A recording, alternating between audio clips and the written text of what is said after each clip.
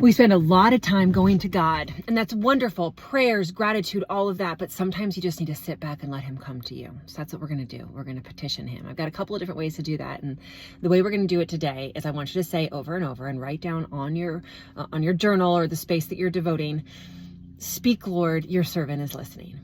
Speak, Lord, your servant is listening." And then as you close your eyes and you try and clear your mind, which I know is hard because there's a lot running around and our brains get way overwhelmed and there's just so much going on and the thoughts and the to-dos and all of that pops up.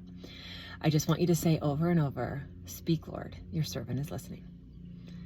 Speak, Lord, your servant is listening. Speak, Lord, your servant is listening." Make it like a prayer. Breathe in and breathe out and let him come to you. As we mature and grow as Christians, we do such a great job of having a conversation with the Lord and praying first and being grateful and communing with him all day long. And it's wonderful. It's exactly where he wants us.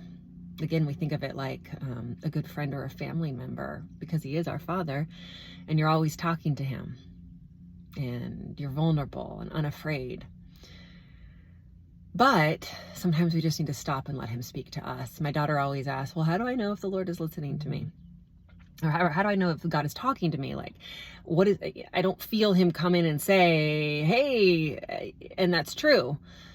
I'm not saying that won't happen one day, but it is that still small voice. It's the Holy Spirit. It's the thought that comes into your mind when you're saying, 'Speak, Lord, your servant is listening.'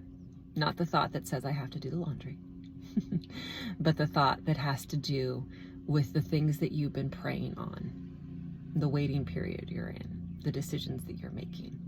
That's when you know it's him. That's when you know it's the Holy Spirit coming to you and talking to you. But you have to be still and silent enough to let him do that and say, 'Speak, Lord, your servant is listening.'" So write that down. It's actually from a great verse from 1 Samuel.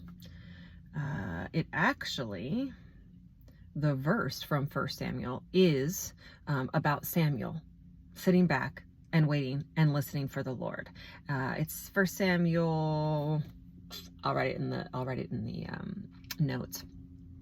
And what Samuel is doing is waiting. He goes to a place and he waits on the Lord and he says, "Speak, Lord, your servant is listening." And the Lord comes and he goes, "Samuel, Samuel." And then Samuel goes again, excitedly, "Speak, Lord, your servant is listening." You can do this. You can spend some time being still, even if it's a couple of minutes. I know it's hard. 5 minutes, 10 minutes. You can do it anywhere. I'm in the car waiting for my daughter at 4-H. You can do it absolutely anywhere. But I encourage you, after you've done your top 9, after you've done your prayers and your gratitude and your stressors and excitement and who you can serve, take a moment and say, "Speak, Lord, your servant is listening."